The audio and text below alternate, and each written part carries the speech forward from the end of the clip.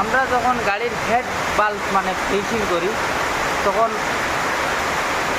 খুব খেয়াল করি আমরা একটা জিনিস চিন্তা করতে লাগবো, কারণ বাল্ব যখন কাটি বাল্বের মধ্যে একটা পেস্টের মধ্যে দুইটা লেয়ার আছে।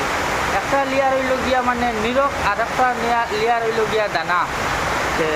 আমরা প্রথমে দানাওয়ালা ওটা দিয়ে বাল্বটা পেস্টিং করবো, আর পরের দিকে আমরা নিরক ওটা দিয়া বাল্বটা পেস্টিং করবো।